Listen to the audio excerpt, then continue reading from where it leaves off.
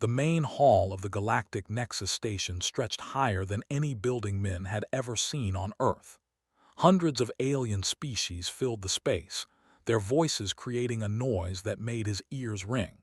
He stood near the back of the human delegation, trying to look confident even though his hands were shaking. Min was only 22 years old. This was his first assignment off Earth. He had studied hard at the academy, learning about alien cultures and diplomatic protocols. But standing here, surrounded by creatures with scales, feathers, and skin that glowed in the dark, he felt very small. Ambassador HFY stood at the front of their group. She was a tall woman with gray hair and sharp eyes. She had been working with aliens for 30 years. Nothing seemed to surprise her anymore. Min wished he could be like her. The delegation entered the hall and everyone turned to look. There were massive beings, nearly 8 feet tall, with thick armor-like skin and 4 arms. Their culture was built on war and hunting. They controlled 12 star systems and had never lost a battle. Commander led them. His armor was decorated with the bones of creatures he had killed. Scars covered his face like a map of his victories. When he walked, other species moved out of his way. The assembly began. Each species presented their trade agreements and territorial disputes. Min took notes on his tablet, trying to keep track of everything. The politics were complicated. Some species had been enemies for thousands of years. Others had alliances that could break at any moment. Then something went wrong. A small dispute arose between the humans and the overmining rights on an asteroid belt. It was a minor issue, something that could be solved with simple negotiation. Ambassador HFY began to speak, her voice calm and measured. But Min saw something in his notes. He thought he had found a solution, a legal precedent that could help their case. Without thinking, he stepped forward and interrupted the ambassador. The entire hall went silent. Min realized his mistake immediately. He had broken protocol. You never interrupt your superior during negotiations. Ambassador HFY's face remained neutral, but he saw the flash of disappointment in her eyes. Commander laughed. It was a deep, rumbling sound that echoed through the hall. "The human child speaks," said, his voice mocking. "Tell me, little Terran, how many battles have you fought? How many beasts have you hunted?" Min's face burned with embarrassment. I was only trying to help." Help stepped closer. The other warriors behind him spread out, making themselves look larger. "Your species has been in space for less than 100 years. You know nothing of strength, nothing of honor." Other species began to whisper. Some laughed. The humans were newcomers to the galactic community. Many species saw them as weak, too willing to compromise, too focused on peace instead of power. "Your kind grows food in gardens," another warrior said. "You build machines to do your work. You have forgotten what it means to struggle, to fight, to prove your worth." Min wanted to argue.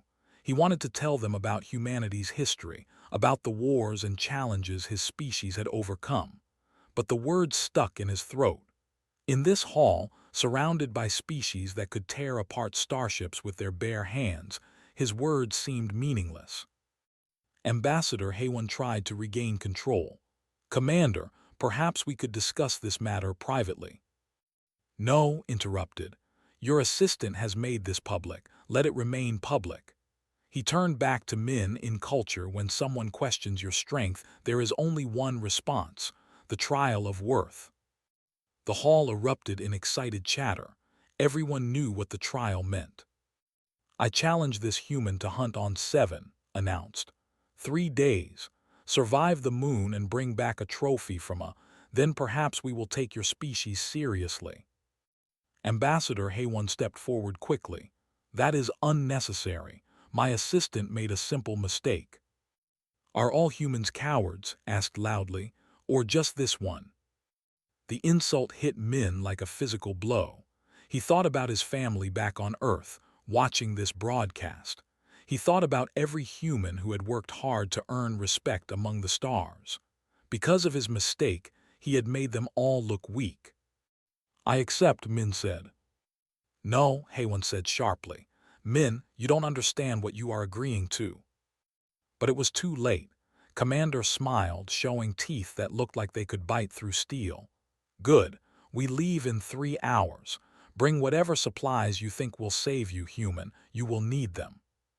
The delegation left the hall, their laughter following them. The other species dispersed, already placing bets on how long the human would survive. Ambassador Haywan pulled Min aside. Her face was hard, but he could see the worry in her eyes. Do you know what you have just done? She asked quietly. I dishonored us. I have to fix it. 7 is a death world.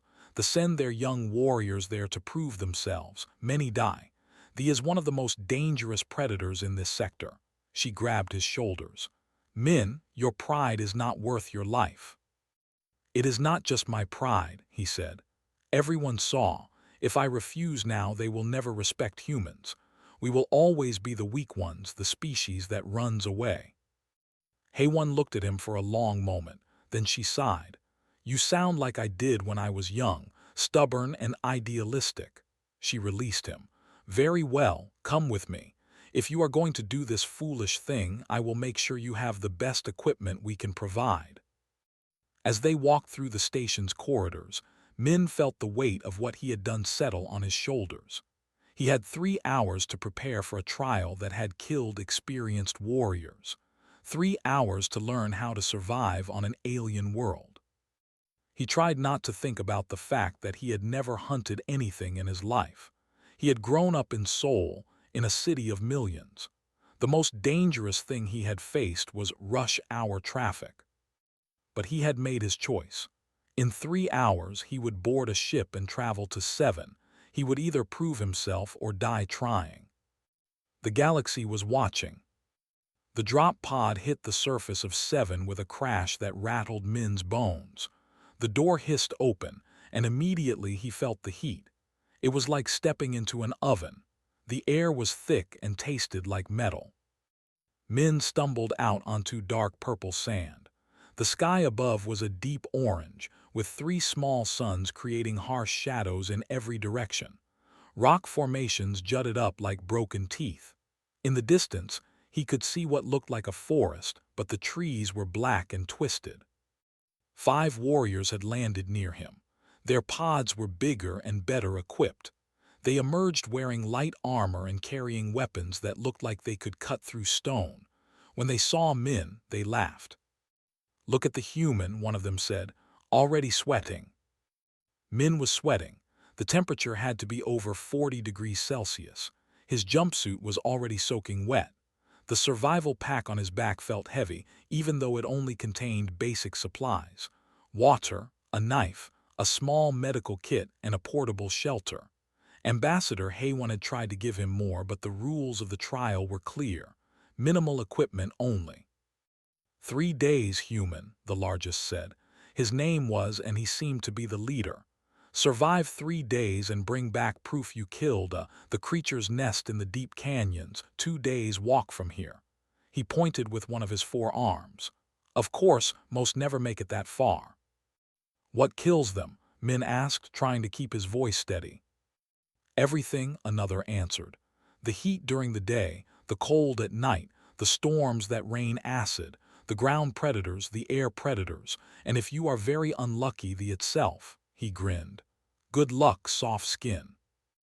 The warriors moved out quickly, their long legs covering ground fast. Within minutes, they had disappeared into the twisted forest. Min was alone. He checked his water supply. 4 liters. If he was careful, it might last 2 days. Maybe 3. He looked at the forest.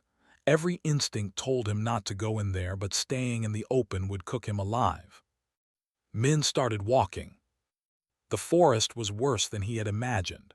The black trees had thorns that dripped something that looked like oil. The ground was covered in plants with leaves that moved when he got close.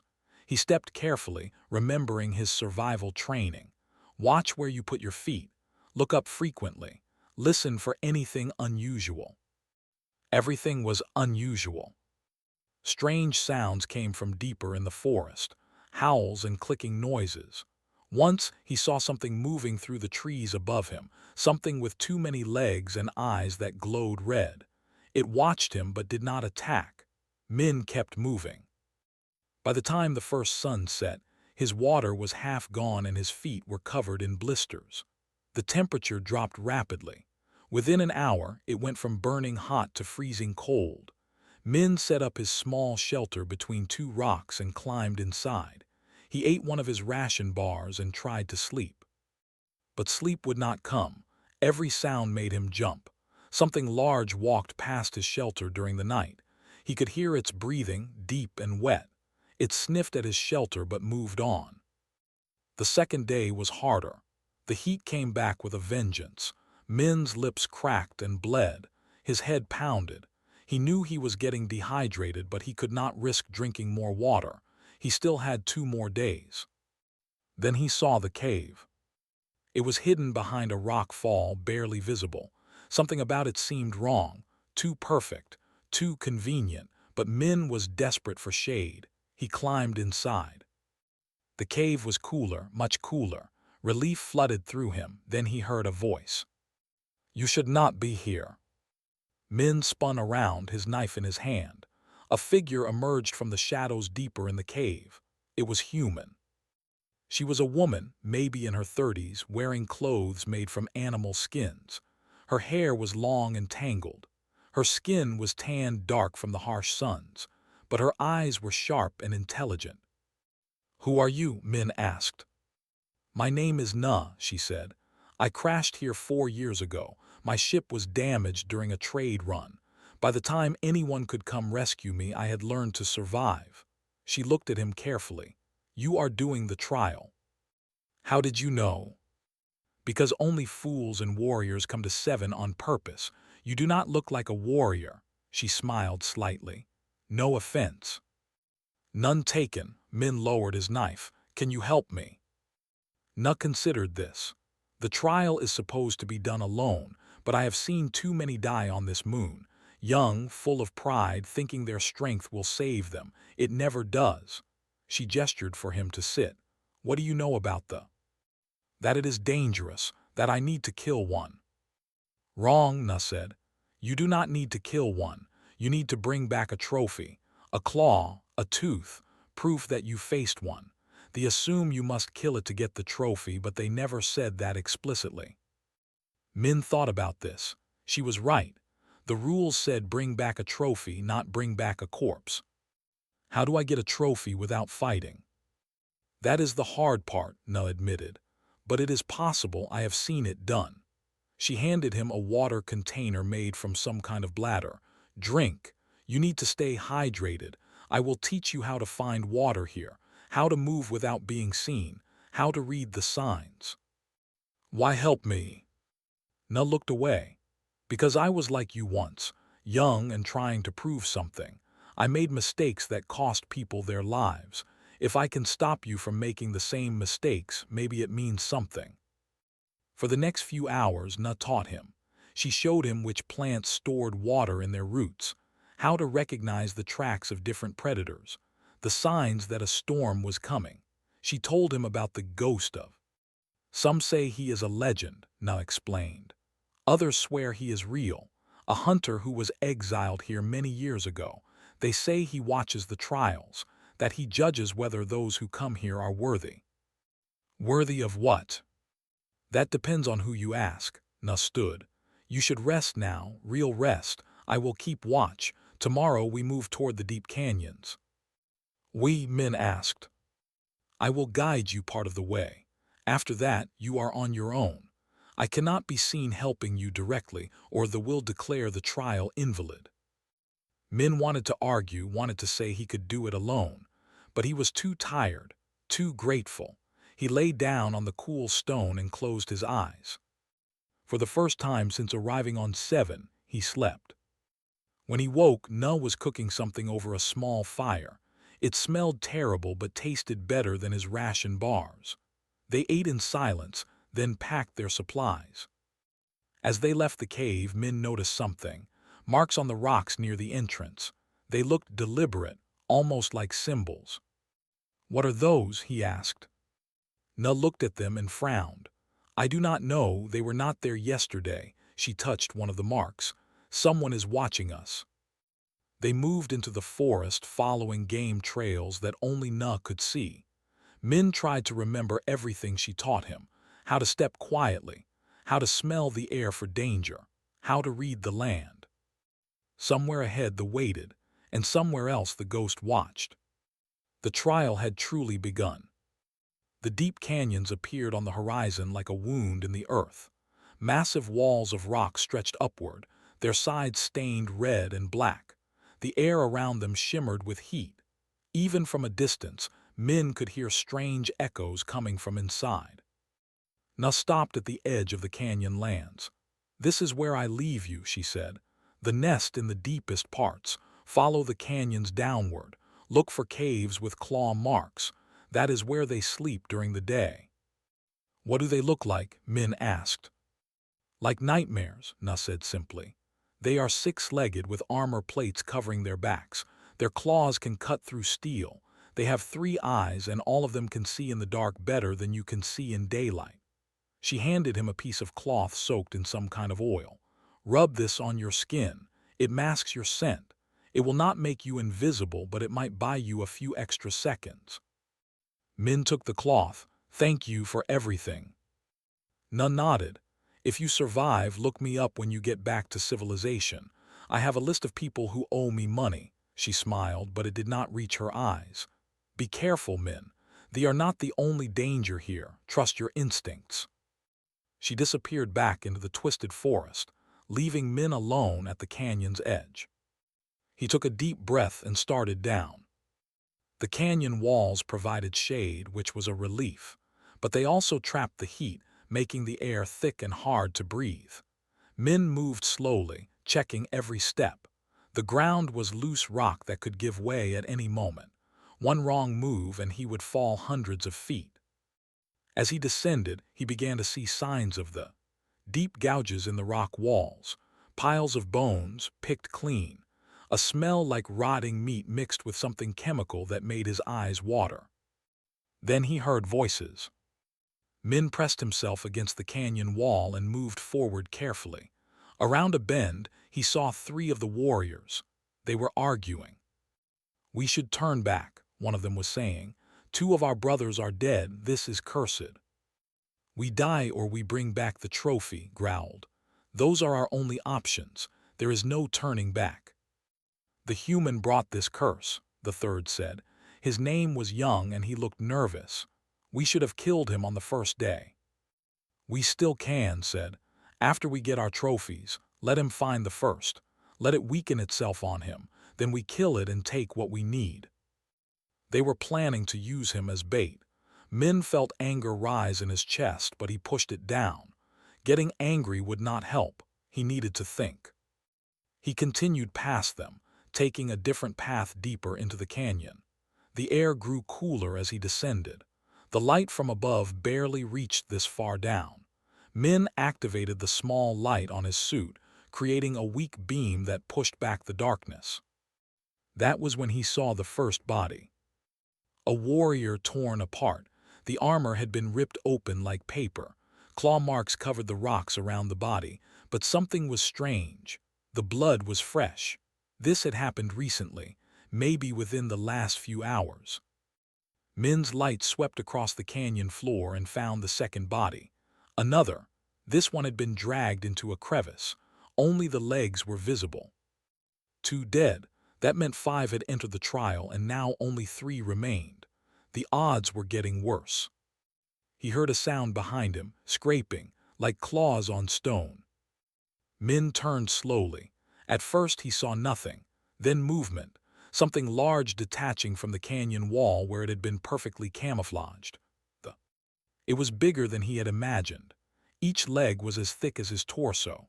Its armor plates were the same color as the rock, making it almost invisible. The 3 eyes focused on him, glowing slightly in the darkness. Its mouth opened, showing rows of teeth that curved backward. Min did not move. Every muscle in his body screamed at him to run, but he remembered Na's advice. Predators chase. If you run, you trigger their hunting instinct. The tilted its head, studying him. Then it took a step forward. Another. It was close enough now that Min could smell its breath, rotten meat and sulfur. Then he noticed something. The creature was limping. One of its legs was injured, the armor plate cracked. Blood, black as oil, dripped from the wound. There was hurt. Suddenly everything made sense. The dead, the aggressive behavior. This was not hunting for sport. It was defending something. Min shifted his light slightly and saw deeper into the cave behind the creature. Eggs, a nest of them, each one the size of a human head, pulsing slightly with inner light. There was a parent protecting its children. Before Min could process this information, he heard shouting. The three remaining warriors came around the bend, weapons raised. They saw thee and charged. No, wait, Min tried to shout, but his voice was drowned out by the war cries. The turn to face them. It was fast, despite its injury. The first swung his blade, but the knocked it aside with one claw and grabbed him with another. The warrior screamed as he was thrown against the canyon wall. And Young attacked from both sides. Their blades found gaps in the armor. The shrieked, a sound that echoed through the canyons like metal tearing. It lashed out, catching Young across the chest. His armor held, but he was thrown backward. The creature turned toward the eggs, trying to position itself between them and the attackers. It was wounded, bleeding from multiple cuts now, but it would not retreat. Min saw raise his blade for a killing strike. There was too injured to dodge. In seconds, it would be dead. The eggs would be defenseless. The warriors would destroy them to make sure no more survived. Something in Min snapped. He ran forward, putting himself between and the stop. His blade stopped inches from Min's face. Move, human, or I will cut through you. It's protecting its young, Min said quickly. Look at the nest. This creature isn't hunting us. We invaded its home. It killed our brothers. Because they tried to kill it first. Min's hands were shaking, but he did not move. This is not honor. This is just murder. Behind him, they made a low, growling sound.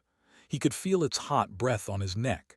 It could kill him with one strike, but it held back as if it understood what he was trying to do. You are a fool, said, and a traitor to the trial. Then I am a fool, Min replied.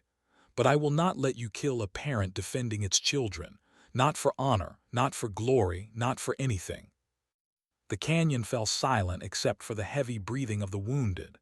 The warriors stood frozen, unsure what to do.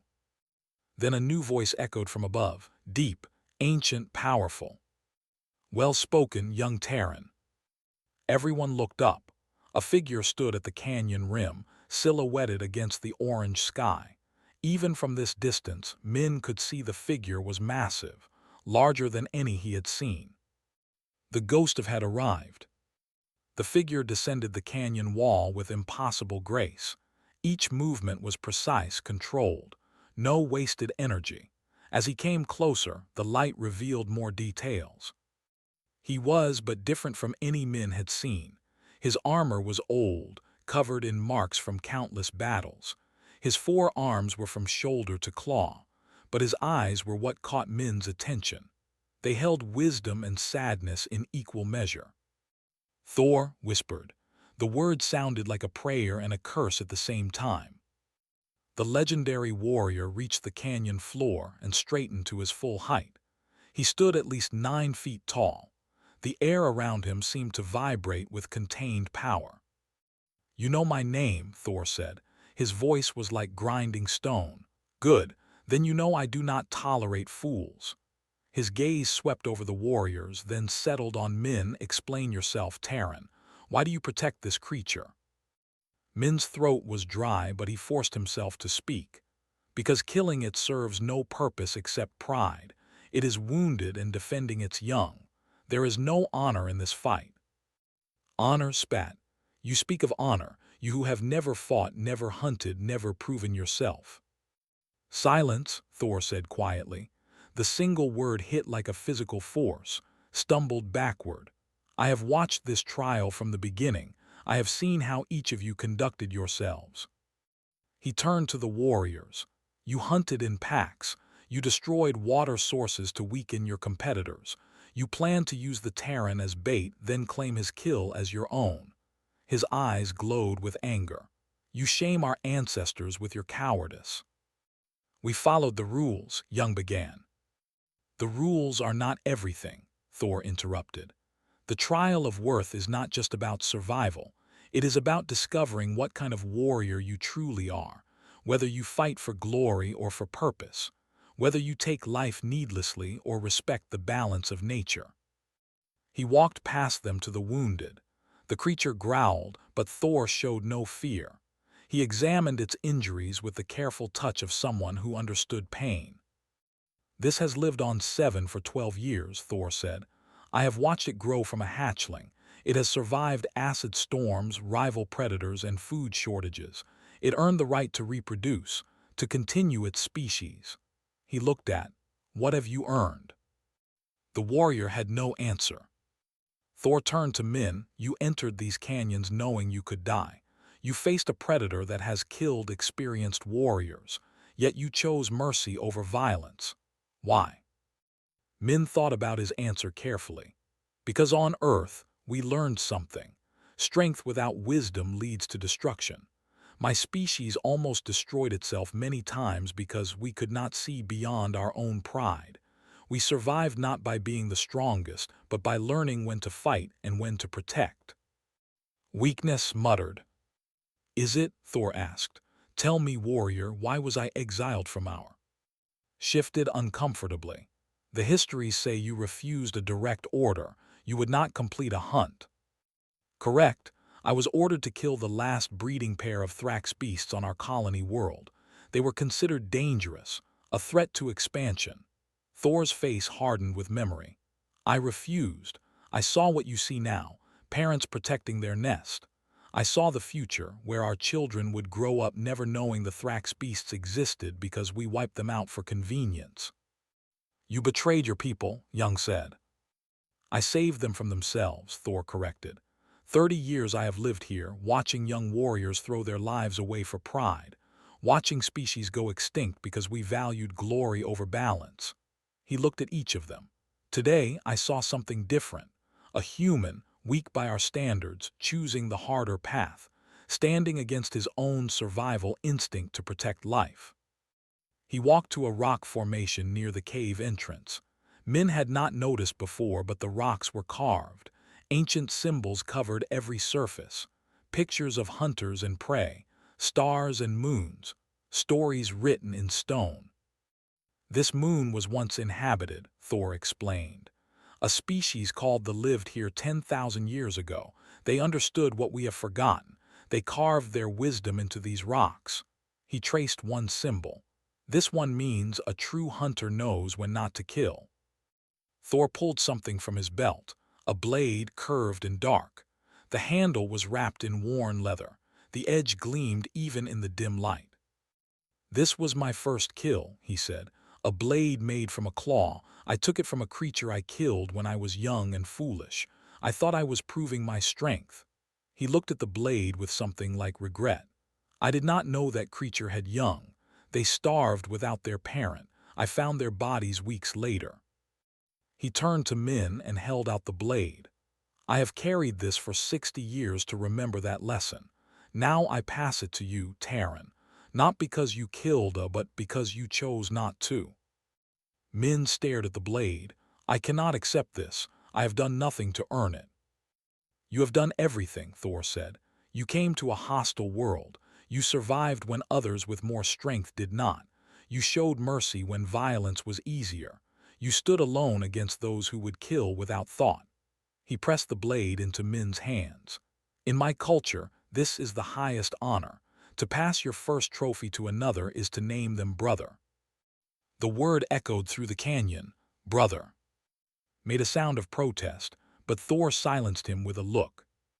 "This human has shown more worth in 3 days than you have shown in your entire life," Thor told him. "He came here with nothing and survived through intelligence and compassion. You came with weapons and armor and would have died without his intervention." The trial tried to argue. "The trial is over," Thor declared. "The Terran has his trophy, you have your shame." He looked at Young, whose face showed confusion and something else, maybe respect. "You, at least, have a choice. You can learn from this or you can remain a fool like." Behind them, they made a soft chirping sound. Min turned. The creature was watching him, its three eyes focused and aware. It lowered its head slightly, a gesture that might have been respect or thanks. Thor moved to the creature and applied something to its wounds, a paste that glowed faintly. "This will help it heal," he explained. "In a few days, it will be strong enough to protect its young again." He stood and faced the group. "We return to the station tomorrow, all of us. There will be much to discuss." His eyes found Min again. "You and I especially, brother. You have given me hope that perhaps the galaxy is not doomed to repeat the same mistakes forever." As they prepared to make camp for the night, Min looked at the blade in his hands. The weight of it felt like more than just metal and bone. It felt like responsibility, like trust. They settled back near its nest, still watchful but no longer aggressive. The warriors sat in uncomfortable silence. And Thor, the legendary ghost of, smiled for the first time in 30 years. The trial had ended, but something greater had begun. The Galactic Nexus station appeared in the viewport like a small city floating in space. Min watched it grow larger as their ship approached. His stomach twisted with nervous energy. In a few hours, he would face Commander again. He would face all the species that had laughed at him. But this time, he was not alone. Thor stood beside him, arms crossed. The legendary warrior had barely spoken during the journey back. He seemed lost in thought, as if making plans that only he could see. The blade he had given to Min hung at Min's belt now, a constant weight that reminded him of everything that had happened. And Young were in a different section of the ship. The two had barely looked at Min since leaving Seven. Shame had turned to cold anger. Young seemed confused, caught between what he had been taught and what he had witnessed. The ship docked with a soft thud. Min took a deep breath and followed Thor toward the exit. The docking bay was crowded. News of the trial's end had spread quickly. Dozens of species had gathered to see the result. Min saw cameras hovering in the air, broadcasting to countless worlds. His hands began to shake. Commander waited at the front of the crowd. His face was unreadable. Behind him stood Ambassador Hayone. When she saw Min was alive, relief flooded her features, but she kept her diplomatic mask in place. The crowd fell silent as Thor emerged. Many had heard the legends but had never seen him in person. Whispers spread through the gathered aliens. "The ghost. I thought he was dead. No one has seen him in 30 years. Thor ignored them all. He walked straight to Commander and stopped. The two faced each other. Was large and powerful, decorated with honors and victories, but next to Thor he looked small, diminished. "Commander," Thor said. The word was not respectful, it was a challenge.